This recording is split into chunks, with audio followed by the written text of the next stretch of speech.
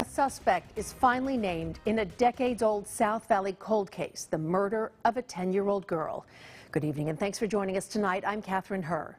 Tulare Sheriff Mike Boudreau says back in 1994, Ramiro Villegas kidnapped, raped, and killed 10-year-old Angelica Ramirez.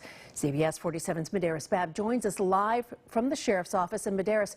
Despite the break in the case, the sheriff says Villegas will never get the justice he deserves.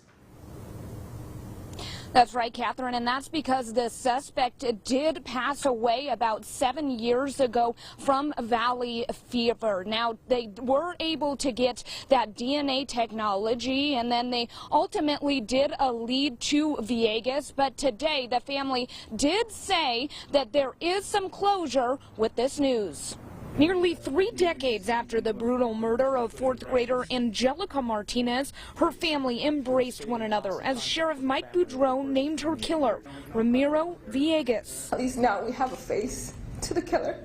We don't have to worry about this person being out there doing it to someone else. On March 3rd, 1994, 10-year-old Martinez wore her favorite Cool Cat t-shirt and Mrs. Potts earrings to the Visalia flea market. The 4th grader walked to the bathroom alone and never came back. I remember that day because I also was assigned to search, and I remember the desperate feeling that we had in trying to locate this young girl. Family, friends, and officers, including a canine, searched the market, but the only trace of the 10-year-old were her high-heel footprints to the parking lot. 2 days later, on March 5th, 30 miles south of the market, a farm worker found her lifeless body in a canal near Pixley. She died from strangulation and sexual assault. The murder rocked the community. Detectives spent thousands of hours following leads. 28 years later, and a DNA breakthrough cracked the case. Officials used DNA technology similar to the Golden State Killer case to create a sketch of the suspect,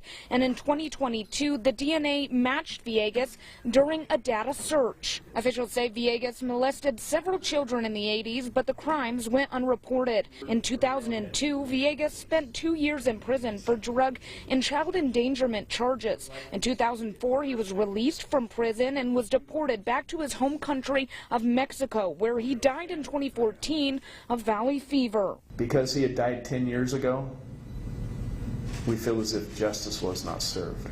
Ramirez's sister with a message after hearing Villegas' history. To not let things slide, to speak up if someone's being abused, to notify someone, because this could have easily been prevented had someone spoken up.